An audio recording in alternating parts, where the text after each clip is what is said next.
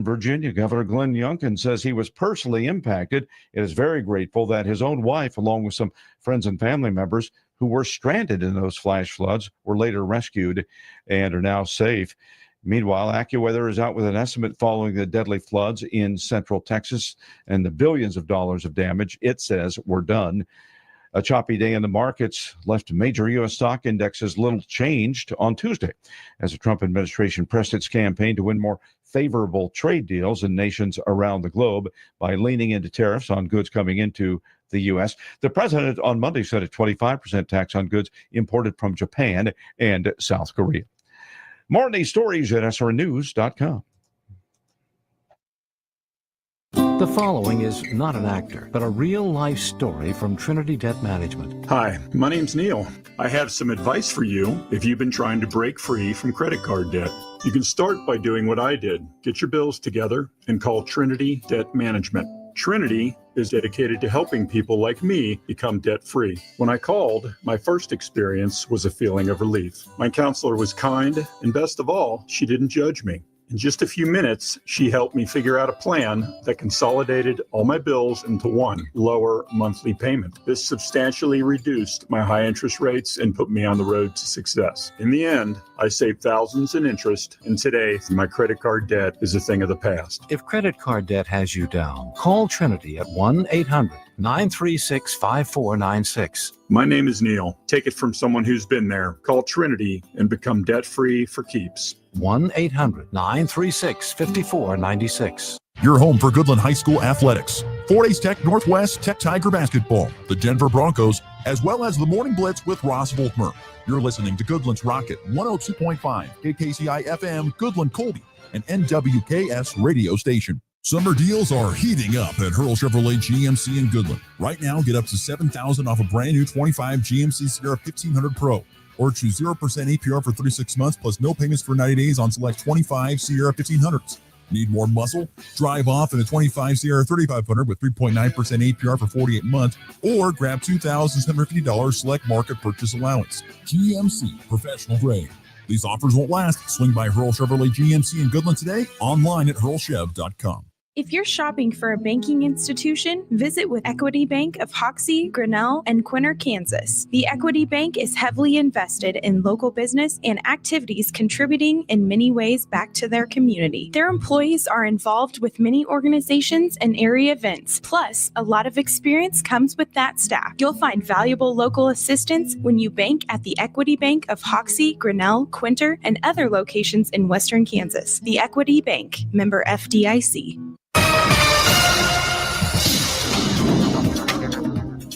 Today, we again sit on the northeastern edge of a monsoonal high pressure system setting over the southwest. Thus, we'll be in the northwesterly flow for evening storm chances, mostly north and east of Highway 83. Some of these storms could be severe with damaging winds, large hail. Otherwise, it's going to be sunny and getting hot with highs in the upper 90s to around 100. South-southwesterly winds at 10 to 15 miles per hour, and overnight lows will be in the upper 60s. Tomorrow, it'll still be hot, reaching into the 90s. Lows will drop into the lower 60s as a cool front and trough approaches from the northwest, with chances for evening scattered showers and storms, and some of these storms could be severe. Friday and Saturday will be much cooler as the trough moves through. Highs will be in the 80s, lows in the upper 50s and low 60s. Increased chances for showers and storms Friday evening through Saturday morning. Sunday and Monday dries out with warms up again into the upper 80s and low 90s. This is meteorologist Chris Romick in the NWKS Radio Weather Center. I'm having deja vu. It's time for another flashback. Hold on, dudes.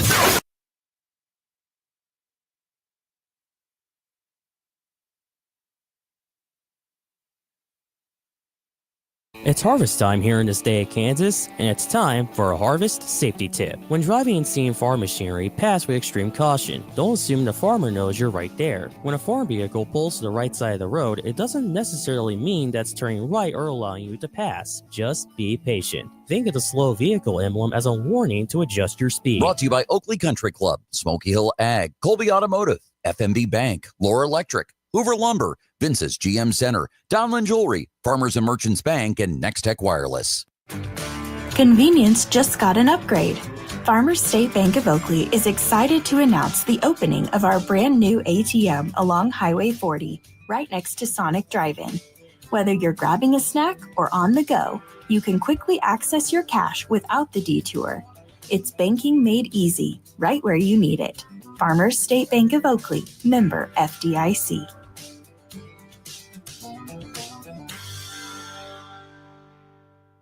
Summer is heating up, and Hoover Lumber Ace Hardware in Goodland and Colby has everything you need to make the most of it. Tame that lawn with top-notch weed and feed from Ultimate Fertilizer, and keep those bugs away with powerful pesticides. Plus, Ego mower blowers and trimmers to get that job done fast. Fire up some summer flavor with a Traeger grill or a Blackstone griddle, and if you're building a fence or even fixing a sprinkler, they've got the building materials and supplies to keep your projects moving. Hoover Lumber Ace Hardware, your summer project headquarters. Summer deals are heating up at Hurl Chevrolet GMC in Goodland. Right now, get up to $7,000 off a brand new 25 GMC Sierra 1500 Pro, or choose 0% APR for 36 months plus no payments for 90 days on select 25 Sierra 1500s. Need more muscle? Drive off in a 25 Sierra 3500 with 3.9% APR for 48 months, or grab $2,750 select market purchase allowance. GMC, professional grade. These offers won't last. Swing by Hurl Chevrolet GMC in Goodland today, online at hurlchev.com. Looking for insurance that actually puts you first? At the insurance agency in downtown Goodland, we're independent, which means we work for you. Whether it's auto, home, crop, or business, we shop top carriers to get you the best coverage at the best price. No pushy sales, just honest advice from people who live right here in your community. Give us a call today at 785-899-5011 or stop by 1020 Main in Goodland, and let's get you covered. The Insurance Agency. Insurance the way it should be. You ready? Ready? 1, 2, 3, 4! It's time for the Morning Blitz with Ross Volkmer. I am old and I am white, and I do not understand it in any way, shape, or form. The High Plains only local sports talk show. Not this again. Yes, this again. Broadcasting live on Rocket 102.5 and streaming on YouTube, Facebook, and X. Who's got it better than that? Nobody! Covering it all from the preps. It's an air ball in the Colby Eagles, victorious in Hugoton. To the pros. The cheer is hit to left. It's deep, going back. Gurriel. It's gone. He has done it again. His second home run tonight. And the Rockies have come back to take the lead. The Blitz is presented by Hurl Chevrolet GMC, Hoover Lumber Ace Hardware, and F&B Bank. Along with the Insurance Agency, the Farmers State Bank in Oakley, the Cowboy Corner Express, and Equity Bank of Hoxie, Quinter, and Grinnell. Let's go to work. Cal, the deep drive to right field, way back and gone, up to the second deck in right field. Cal Raleigh, when will we stop being amazed? His 36th home run. It is now the most ever by a Seattle Mariner before the All-Star break. Line center field and down, and Nick Lofton wins it in the bottom of the ninth.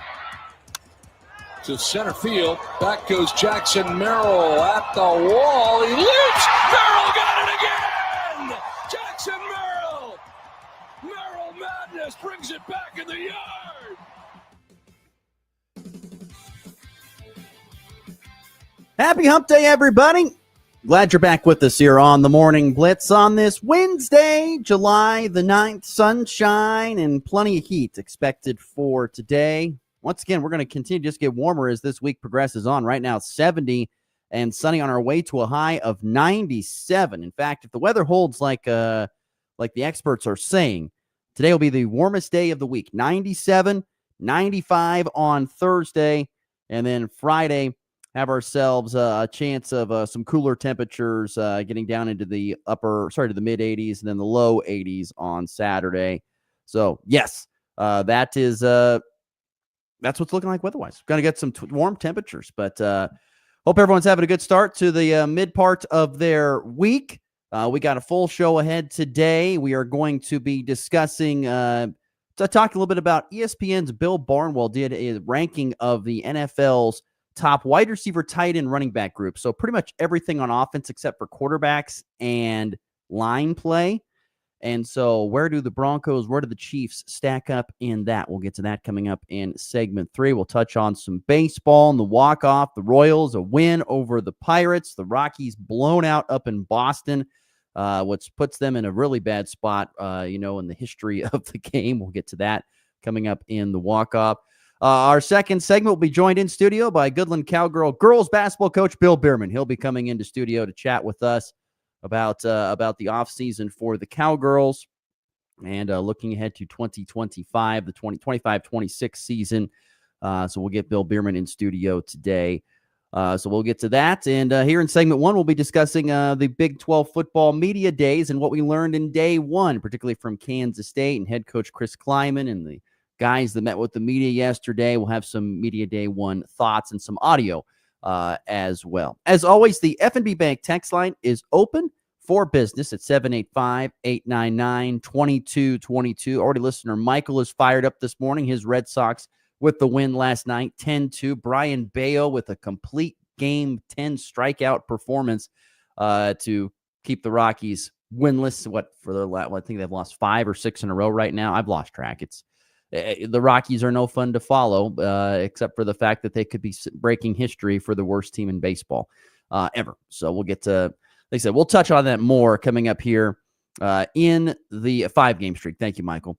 We'll get to that more a little bit in the walk-off today. But like I said, I said it yesterday, we've made it to talking season in college football. The Big 12 media days kicked off yesterday down in Frisco at the Star. There were, like I said, Kansas State was the only kind of regional team that was there. Kansas and Colorado will speak today. But you had, like I said yesterday, a lot of the teams that are probably vying for the top spot and maybe have the best shot of vying for the top spot in the Big 12 were there yesterday, to say the very least. That's the truth. So you had, once again, Kansas State, who, according to the 24/7 poll, since the coaches poll, they do not do that anymore. Or sorry, not the coaches poll, the media poll, they don't do that anymore. They've gone away from that. And so the media experts of 24/7 said, we're going to do our own poll. And they said, well, Arizona State and Kansas State have the best odds. Vegas has actually Kansas State with just a slightly better odds of winning the Big 12 as we sit here today. I saw that yesterday's news. So, but Kansas State was there, Arizona State, BYU was there, plus Cincinnati, UCF. There were some others, and Texas Tech was there too. So, like I said, and of course the thoughts of Commissioner Brett Yormark, which pretty much, if you want an if you want, before we dive deep in the weeds, if you want kind of just an overlook at what was pretty much the big topics in discussion yesterday.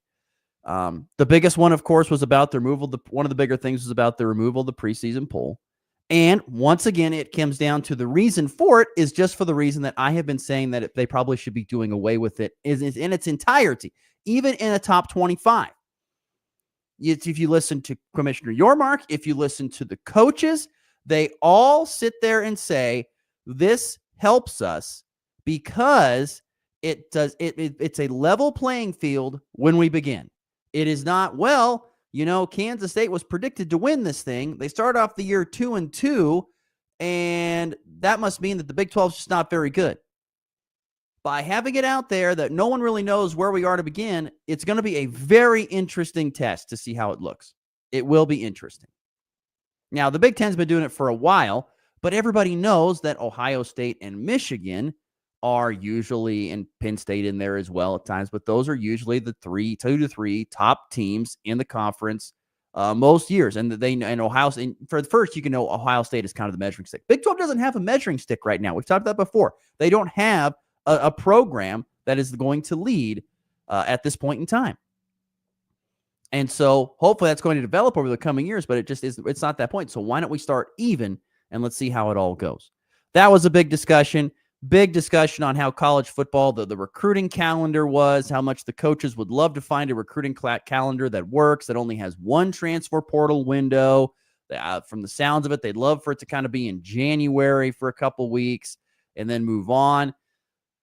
Talking about, trying to find a way to get student athletes to stay and play a majority of their careers, which kind of meant contracts and things of that sort where, there's some things that they're really wanting that the coaches were talking about because they did this coaches round table where they all got up on a stage, and Matthew Berry of ESPN was there, and he was asking the questions, and then they were going down the line of coaches, getting their thoughts and comments on it. And so they talked about that. They talked about the college football playoff model. So did Brett Yormark. He still believes in the 5+11. That means the 4 conference champions, and then a group of 5 champion, and then 11, qualifiers, if you're good enough to make that top 16.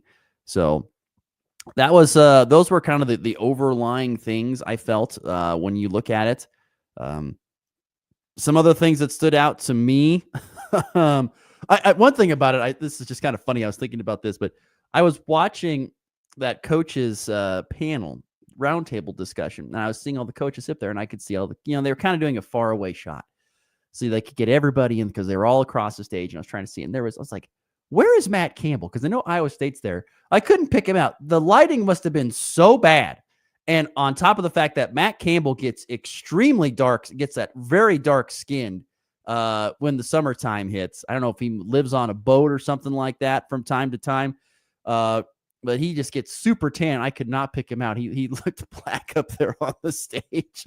But I think part of it was also some lighting. I tell you, it was a very interesting day for fans of Nebraska, because Scott Frost got to be up on the media, got to speak to the media for really the first time since he was let go by Nebraska. Not the very first time, but really one of the few times he's met with the media. And that stirred up some thoughts up there up north. That's for sure. When Scott Frost said, what did he learn? He said, don't take the wrong job. That's what he learned, which, so be it. I am not going to lie. Every time Scott Frost, even when he was coaching at Nebraska or even now at UCF, every time he gets a microphone in his hand to talk to the media, I start to get a little nervous because I just don't know what he's going to say that is either going to embarrass himself or embarrass his program. Because, man, the guy, he just does not have, he's not media savvy. And it's not that you have to be media savvy, but he is just not media savvy. And if you want to try and make your program look decent, all that stuff, you got to say the right things. And every single time he seems to get the microphone, he says the wrong stuff. And once again, is Nebraska to blame for some of his faults? Yes. Is Scott Frost to blame for some of his faults? Absolutely.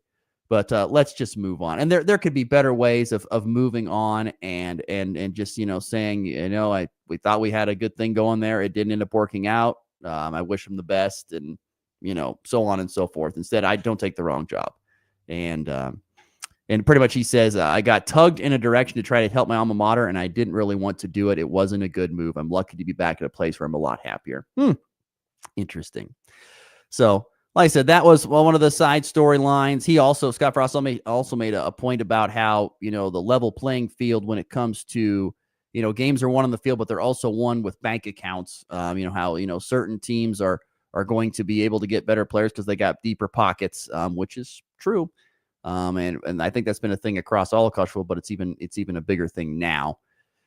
So, like I said, there were lots of different things that were said.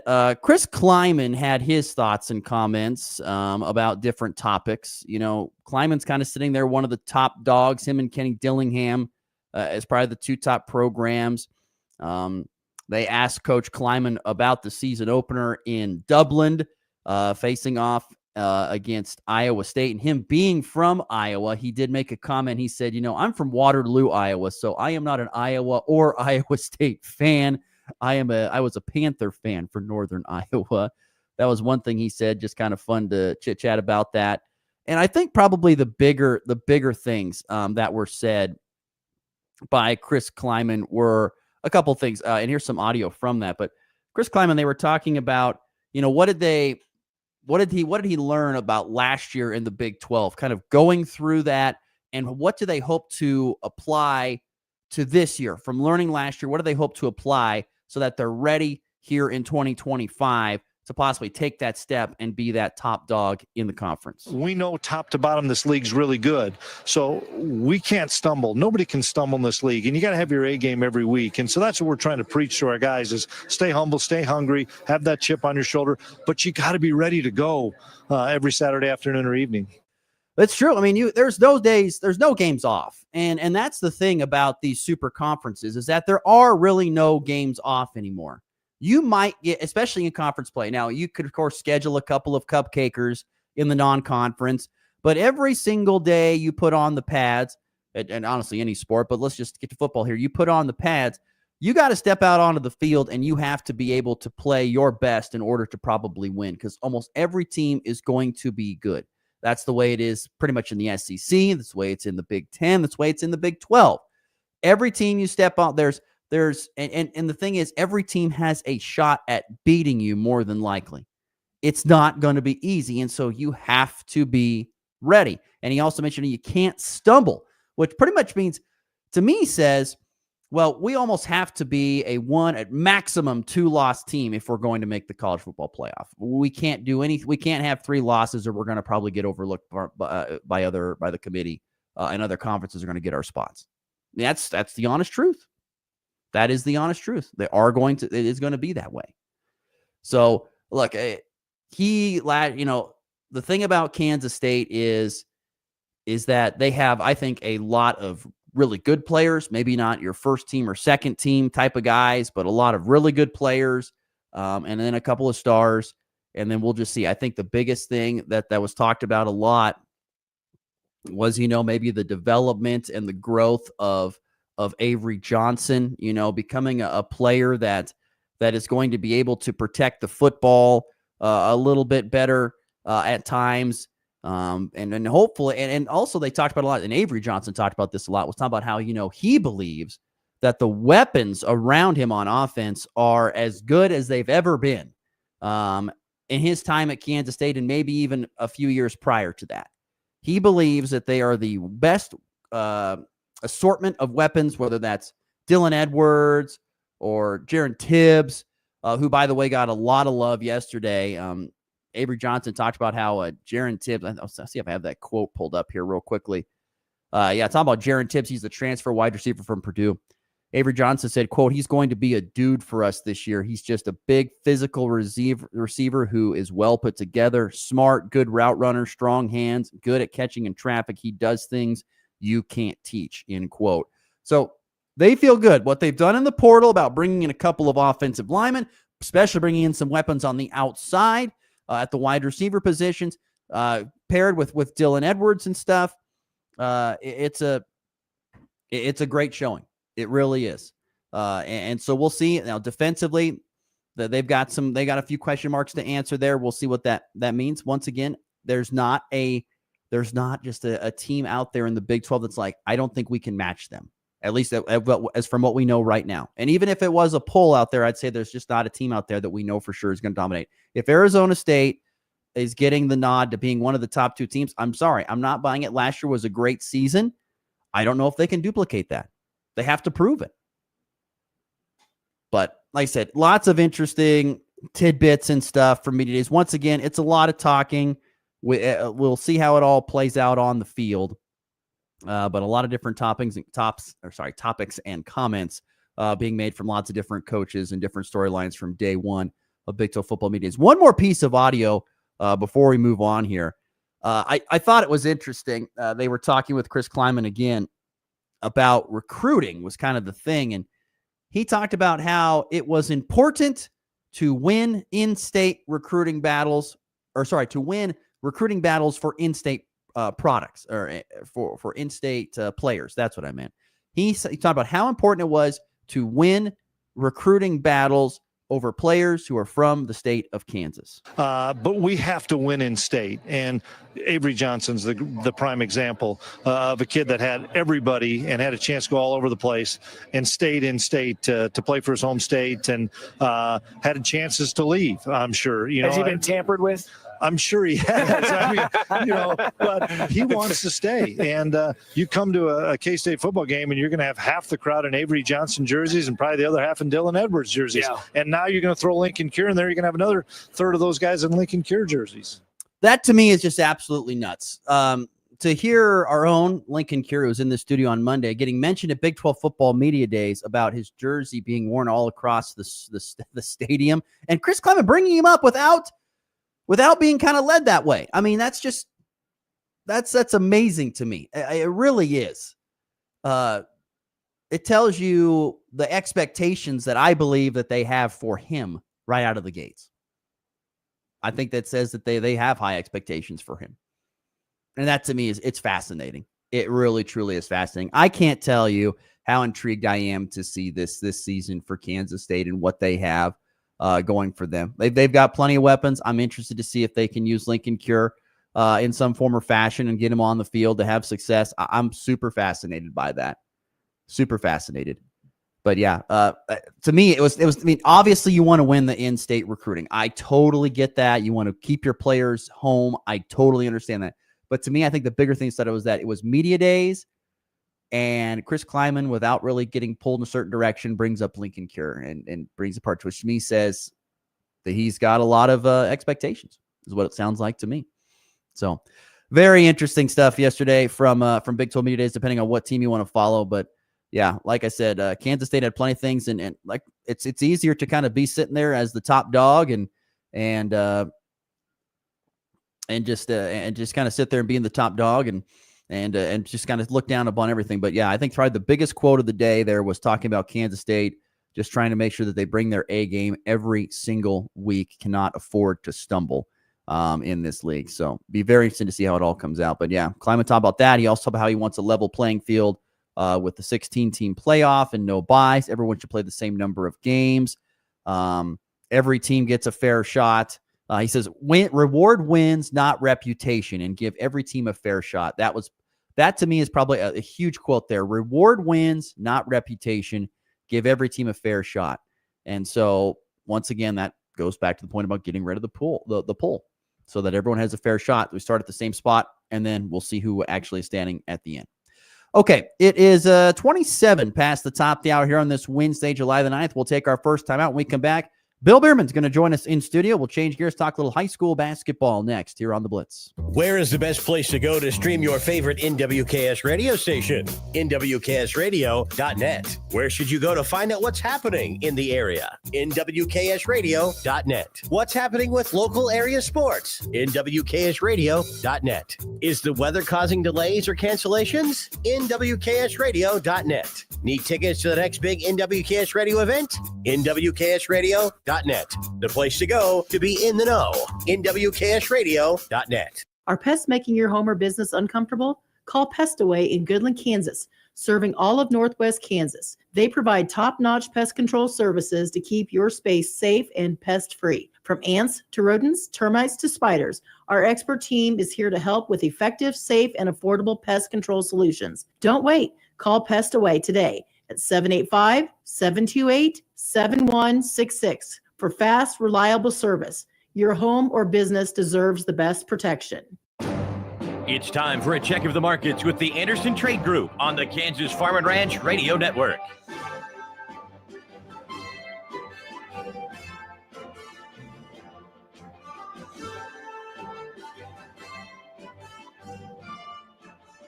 Good morning. This is Kate Thompson with the Anderson Trade Group. Today is Wednesday, July 9th.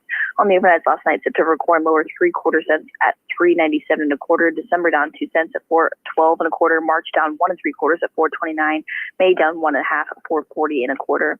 August soybeans down 4 1/2 at $10.16 3/4. September down 5 cents at $10.03 1/2. November down 4 1/2 at $10.13. January down 5 cents at $10.29. September Chicago wheat down 1 1/2 on the overnights at $5.46 1/2. December down 1 3/4 at $5.66 3/4. March down 2 1/4 at $5.84 1/2. May soft wheat down 1 1/2 at $5.96 1/4. Kansas City wheat, the September contract lower 2 cents at $5.20 1/2. December down 2 1/4 at $5.45. March down 2 at $5.67 3/4. May down 1 1/4 at $5.82. On the stock market this morning, the Dow up $148 at 44,660. The S&P up 14 at 6,286. The Nasdaq up 38 at 22,934. Gold lower $11.60 an ounce at $3,305.20. Crude oil unchanged at $68.33 a barrel.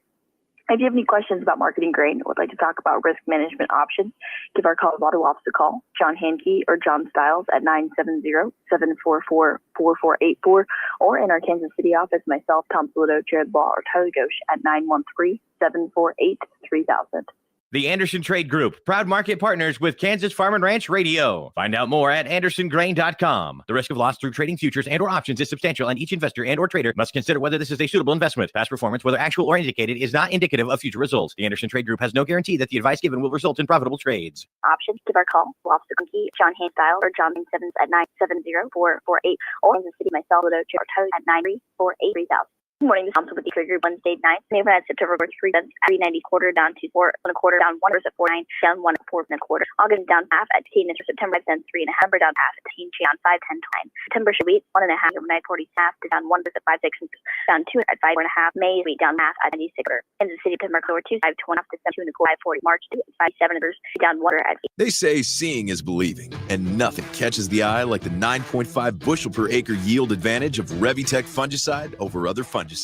But don't just take our word for it. See it for yourself. Run a comparison of Revitec fungicide. Enter the Real Results Yield Challenge and experience the difference it makes in your fields. And when you share your experience with us, you'll get a chance to win a 2-year lease on a new truck. Sign up at yieldchallenge.basf.us. No purchase necessary. See official rules for details. Always read and follow label directions. The region's only local sports talk. Do you understand the words that are coming out of my mouth? The Morning Blitz with Ross Volkmer. All my friends take good care of me. 7:32 Mountain, 8:32 Central Time, July the 9th, Wednesday, 71 and sunny right now, way to a high of 97. Going to be a toasty one today. There is a chance of some storms, particularly out east. There was some rain that came through the listening area last night. At about, I saw 60 points over there by Gove. They get all the rain. That's where they get all the rain there. In studio, our good friend Bill Bierman joining us now. Bill, good morning. How are we doing today? Great. Good morning to you. Well, we were talking about, Bill says he's got the wheat harvest all done, so he's now turned the focus now back to school. You were working construction this morning because you got splattered by concrete. I wasn't working construction. I stopped by to see how they were getting along, pouring some concrete slab over at Central. I got a little too close to the mix coming out of the back end of the truck, and that stuff splattered. I was like 8 feet away. I was just talking to a guy. Next thing I know, I got concrete all over my nice shirt and everything. But that's your superintendent. He not only does the schooling, but he helps out in the construction work as well. What I was going to ask, there's been a lot of projects really going on, around the entire school district. There's been a lot of summer work that's been done. There's been stuff done to the max. There's been stuff done to, like you said, other things. There's been a lot of good projects in the right direction to help the school district. Well, we're always trying to, improve this or that. We got we got some grant money to replace the hard surface.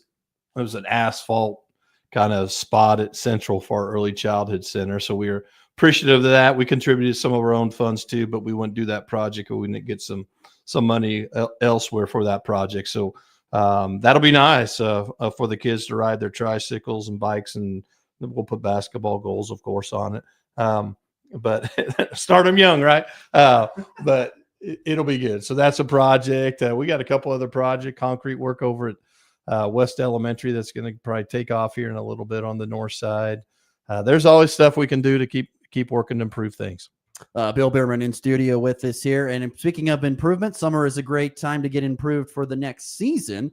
And talking Goodland Cowgirl basketball, looking back at last year, though, real quickly, last year, even though you guys came up one game short of making it back to the state tournament, I feel like you had to be very pleased with how that season kind of turned out for your ladies. Well, I think it didn't all go like I expected it, but a quick summary synopsis and big picture, I'd say it played out pretty much kind of like we thought it might. We lost some key pieces, but we were bringing some girls back. You and I talked about how we had to develop a bench last year. I think you saw that through the year. Some girls get more confident and could contribute. We had a good group that had some experience coming back, but yet now that they're in the role of the shoulder and the burden, that takes a little while. I thought we were playing really good late. I thought at Ellsworth, we got off to a sluggish start. That second half of Ellsworth was really good. I thought we had the potential to make a good run at it. Colby was a great team last year, and we knew that going in, and we could get past them in a sub-state final, but certainly felt like we were there. That Holcomb game down there right at the end of the season was one of our better games late too. So, excited about how the girls did last year. What's kind of been the big focus this off season, or is it not like individual years? Is it more, every year, every summer we go in with kind of the same focus? We need to work on these areas. Well, I mean, every team's uniquely different. We're so focused mainly with our workouts in the morning and stuff on just continuity and continue to do the things that we do and developing kids. So that piece of it doesn't change a whole lot from some of the drills we do. And even the girls this morning were like, Coach, we got to do Louisville again, but that's a foundational drill that we do. They know that it's where we can get a lot of shots up in a short period of time, build chemistry and some other things. So we do it, but certainly use the upperclassmen a lot of times in these sessions in the mornings to help our freshmen, sophomore, younger classmen, kind of utilizing them to show them the ropes and stuff like that. So that doesn't change year to year. Yeah. Bill Bimbert in studio with us here on the Morning Blitz, talking some Goodland Cowgirl basketball. How has what has the transition been like that you've seen from these girls, like you said, that kind of had to step into these roles of bigger scoring roles, bigger leading roles, to now where they're going into year 2? Maybe it's those juniors into seniors. How has that looked, and how have they developed? Well, you certainly see girls like Libby and Allie, Hope, Lauren, those main 4 starters for us that'll be their senior year, have taken it probably up a little bit more, understanding this is it. This is the last rodeo for them a little bit, and they're wanting to go out as winners too. So you see that, and continued development from some of the McKenna's having another good summer in her development. Jason Gable's busting her butt, even though her kneecap keeps popping out. She just straps on the brace, keeps playing. She's so tough, so scrawny, but so tough. Does a great job. So yeah, it's been good. I got to get to this question here because we've talked about it many times before. You've taken great pride in developing, girls, maybe that were overlooked in junior high or something, and then turning them into nice pieces. What is the next? What is there? Is there another one coming down the pipeline that we should be excited about? Or we always talk about Marie Martin being that last year. She was a phenomenal player that kind of got overlooked a little bit in junior high, but did a great job for you at the varsity level. So I'm curious if you're working on any other one of those. I'm going to call them projects, but I don't mean it mean. I don't mean that in a mean way. No, I mentioned one already. I think Jason Gable is a person that probably borderline didn't even know if she's going to come out for basketball. Has continued to work hard at it. Probably has in some contexts is maybe from if you look at her from where she was a freshman, has no business playing varsity basketball, but she's worked herself into it. She'll be in the mix this year and she'll contribute. And so really proud of her and all that she's done. I think maybe a potential surprise for some might be like a Sadie Cedarstrom's been working hard. She's a big golfer, so she hasn't got as many sessions and clock in, but she's trying hard. Girls like that, they'll step up, and excited to see where they're going to be. A Hayden Short, same thing, type of a development player. Last year we had McKenna come in as a freshman and worked hard in the summertime and set herself up for a season in which she could be in the mix. We got another freshman, Avery Weibel's going to be similar to that, I think. I don't know how much you'll see her on a varsity standpoint, but she's a girl coming too. So it'll be exciting. And there's others, but those are the ones that jump out. Bill Bimmer continue to join us in studio. Summer-wise, I know you guys get together, of course, during the course of a week. But what about like on weekends? You used to go, or maybe you still to go to those MAYB tournaments or anything like that. What's that schedule been like, and how have those gone? Well, it's been good. We first one was in Wichita in June, and we went to Salina. Certainly played in Colby Summer League in June too on Thursday nights. We played in the Oasis tournament. So the girls have had plenty of opportunities. We're going to Manhattan here in July for our last one. So Wichita was good. We won our pool. It's funny, when we walked into the gym, I told Ellie Everett, I should mention Ellie Everett too. She'll surprise you a little bit this year, I think too. She did that on the softball field already. Yeah, well, she was naturally talented there. She didn't do a whole lot last year in basketball. She's put in a lot more time this summer, and she'll be in the mixed varsity too. But I walked into the gym, there's this big girl standing there in the jersey next to Ellie, and I seen Ellie looking at her. I'm like, she's 6'3", big. And I told Ellie that's who you guard in the first game, and her eyes got big, and she did it. But I didn't know this either. We ended up playing them in the championship game in Wichita, that team out of Tulsa, Oklahoma. And they were physical and big. And we got it taken to us. But we battled. We fought. We played them tougher than anybody else did there. And I was really proud of the girls. But we took second there. And we took second in the Salina tournament again. Won our pool. Played a really good kind of all-star team collection of. I like playing those teams because it really tests our girl and challenges our girls. This collection of the best girls from here or there that come together and form an all-star team. And here we are, but trying to battle them. And we fought them, played really hard. I was proud of them in the loss and took second there too. So excited about what they're doing and how competitive they have been this summer. How big are these summers? How big in the when you look at the totality of a year? How big are the summer months of building chemistry? You know, even for you, for a coach, getting an idea of what you have. How big are these summer tournaments? These days you get together in the morning. How big are they? Well, I think a collection. You know, how big? I think they're pretty big, to be honest with you. If you want to be a successful program who's challenging to get to state every year, I think you got to put in time. And it's like I tell the girls, I know it's a sacrifice. I know you're giving something up somewhere to do this, but you don't win things or play for championships without sacrifice being a part of it. So that element's certainly at play. You know, between Colby Summer League, you know, that's 6 games. We get about 4. I'm trying to do it in my head, 12. So 18, 22. So some girls will have played 22, 24 more games this summer. So that's a full season. It's like we can get a game-wise a season in the summertime from a varsity standpoint. Now the difference is, and this is okay too. I'm not always taking the same group of girls. Some girls can play this weekend, some can't.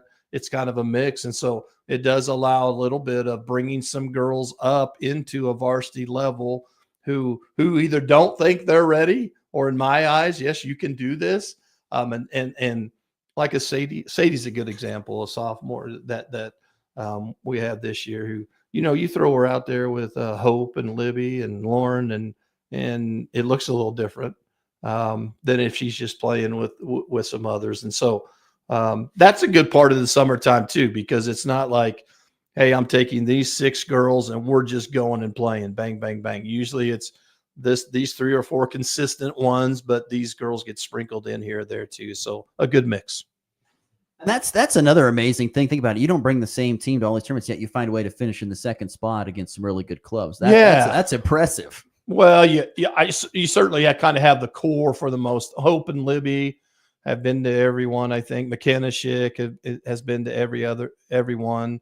I think Allie's played in both of the tournaments. She's been hit or miss because of golf on some of the other stuff.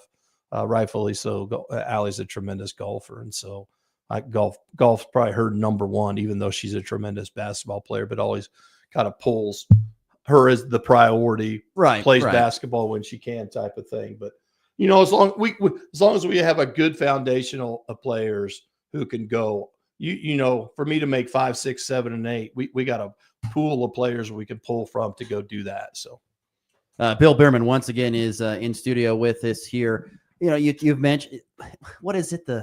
There's a club over the summer. What is it called? Not the Breakfast Club. 10,000 Shot Club. The 10,000 Shot Club. How is that coming along? Pretty well. Again, it's hard for girls. Again, that sacrifice thing comes into play. A lot of them have work and other commitments, but I think Libby and McKenna will sure make it. Hope's making a late charge here. I think at the end of the day, if she gets motivated to get it done, I think she can do it. She's certainly in the running to do it. So I think those 3 will probably make it. We'll have some other girls pull up a little bit short and maybe get 5,000 or 6,000, but at least they were in trying. And if they got 300 shots today, 500 another day, and they're getting to it, then that's great. It's a commitment and it's a target that's not easily attainable. And that's okay. It should be. I mean, it takes a big effort to achieve that. Because the morning doesn't count. So it's, for these girls, it's morning weights, work. Maybe they've got some other commitment, golf or something else. And somewhere in there, they've got to say, hey, coach, can I go to the gym? Yeah, I'll, open it up for you and shoot 500 shots at 7:30 at night and add those up to 10,000. It's a commitment. So, do you have to be there, or does a teammate have to be there in order to count the shots? No, I don't, because we got the gun who records it, and it has a nice little app on it, and I can see that and monitor that piece of it too.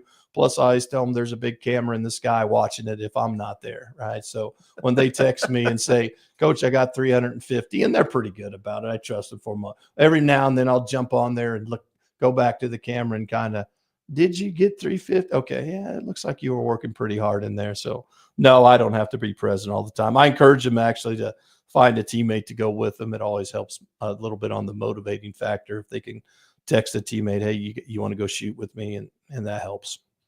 You mentioned that you have another tournament coming up here in July. Where is that at? And it's in Manhattan. What do you hope to see out of that? Well, that's kind of our final one. The other thing we do in the summertime is we try to keep it pretty vanilla. Honestly, I do that at the beginning of the season. We're not going to be running a lot of specials and everything else like that. In fact, one of my goals in Manhattan is I don't want to play our 1-3-1. The girls get mad at me when I do that. I just feel like we got to continue to develop our man-to-man to get better in that, and know we can guard and defend people and not count on 21 or our 1-3-1 to give us a turnover layup. Like we've got to be solid at that. So that's one thing that we're going into Manhattan with, that we're just going to get really solid there. We're trying to work on some more 5-out motion type of stuff this year. Kind of positionless. You hear the term positionless basketball a little bit. We're working on that game a little bit more. It's just kind of an alternate to what we do with secondary and high-low, which is our foundational offense. So in case we get bogged down like we do at times, maybe we have another option to just create more fluid movement a little bit. So that's something we're going to work on too. What about for you? What do you got planned for the rest of the summer? Weed harvest in the books, a little bit more basketball. Yeah, my summer, yeah. I mean, I guess when do you have to start back up? I have a buddy in Nebraska. He's like, he's a principal at one of the schools up there. Yeah. He goes, I got to start getting back into the office here about the, Well, actually my summer, it's not stressful, but it's fairly busy. I mean, it's not like I putting in, especially this year, 15 for me as superintendent. Ooh, congratulations. So although there's still things that pop up day to day that I'm like, God, I didn't know that. You would think I would know what in year 15, right? Year 15. I've only been doing this 15. That's how we do that. Is that what? That type of stuff still happens, but I got a good office staff too down at the office. So, but summer's busy as far as June's always if we're talking superintendent role now, right? I think people think school ends and superintendent kind of off. Well, we're closing out a budget year, still trying to hire maybe some pieces here and there in June. And then July fires up and we got to fire up the new budget, work on that, present it, do all the paperwork for that. So June and July actually are fairly busy. The slowest month for me as a superintendent, honestly, is probably mid-September to 1st of November. School's up and going.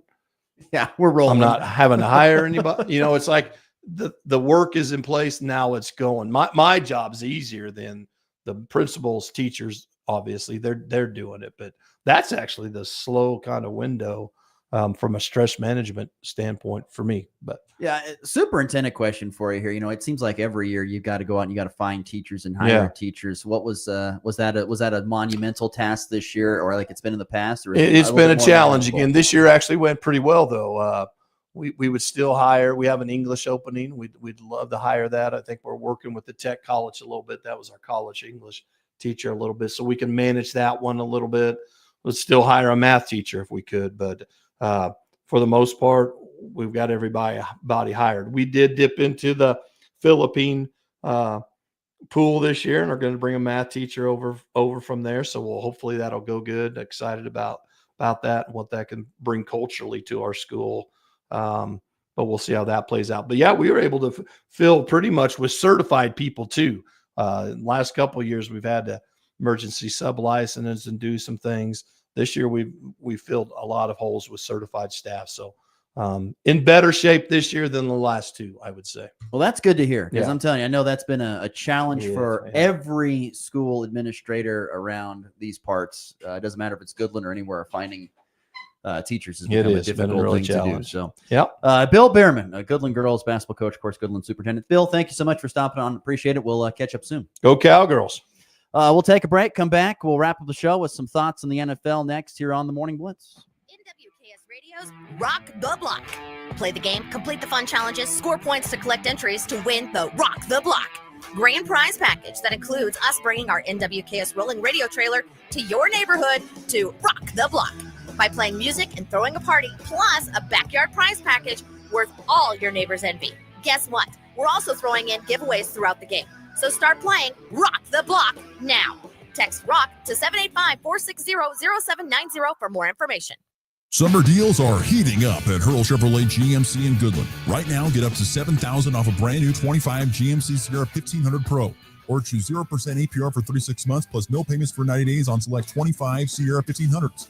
Need more muscle? Drive off in a 25 Sierra 3500 with 3.9% APR for 48 months. Or grab $2,750 select market purchase allowance. GMC Professional Grade.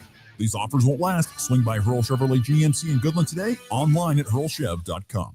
Looking for insurance that actually puts you first? At the insurance agency in downtown Goodland, we're independent, which means we work for you. Whether it's auto, home, crop, or business, we shop top carriers to get you the best coverage at the best price.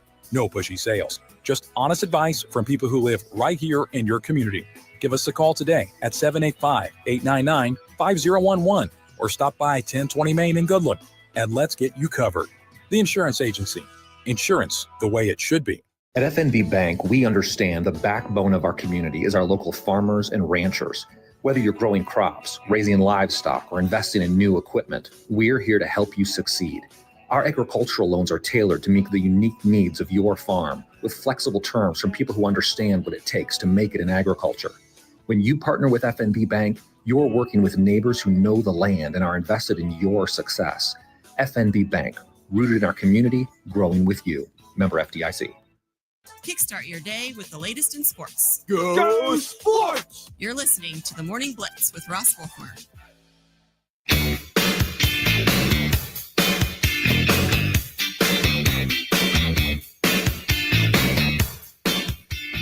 Thank you again to Bill Behrman for stopping on in studio today to touch base. Missing the conversation, as always, the podcast page is up and running after about an hour or so after the show. We've got that up and posted so you can listen if you miss any of that conversation with Goodland Cowgirl basketball coach Bill Behrman. All right, wrapping up the show here real quickly on some NFL. Yesterday, something came out from Bill Barnwell of ESPN. He ranked the NFL wide receiver, tight end, running back group. So they pretty much took the NFL teams NFL offenses, I should say, and took away the quarterbacks and the offensive line. So they took about, the two most important positions, honestly, in football, if we're being completely honest. I mean, that's the truth. It all begins up in front. It all begins up front with offensive and defensive line, and you got to have a good quarterback in order to win some games. So they took away the two most important parts, but the weapons, wide receivers, tight ends, running backs, and they went through the worst and the best teams of the season. In case you're curious, the Eagles sit there at number 1, followed by the Lions, the Bengals at number 3, 49ers, followed by the Rams, believe it or not. That's an interesting one. But the 49ers and Rams at 4 and 5. So where did the Chiefs and the Broncos stack up? Well, the Chiefs outside the top 10 at number 12. Now, they are up a couple spots from last year. They were ranked 19th in 2023. They were ranked 14th in 2024. They are now up to number 12 here in 2025. I think they'd be a little bit higher if they knew if there's just a lot of question marks. The wide receiver core on paper looks good. They've seen flashes of Rashee Rice. We've seen flashes of Xavier Worthy. We've seen flashes of Hollywood Brown and what it could be, but we've never seen it all come together. So what will that look like when that all comes together?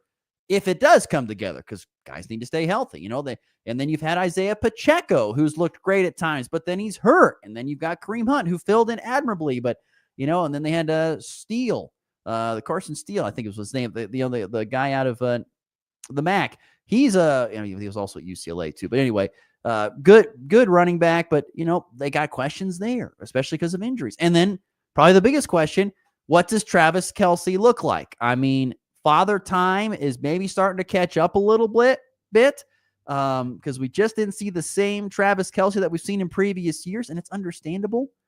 Still a really good tight end, but I know there's question marks. So I see why the Chiefs, if everything came together for the Chiefs, if Travis Kelce could give another really good season mixed in with the wide receivers that they've drafted and ones that they brought in and tried to develop, if they could do that, could it be better? Yeah, absolutely could. And then get Isaiah Pacheco's fierce running style.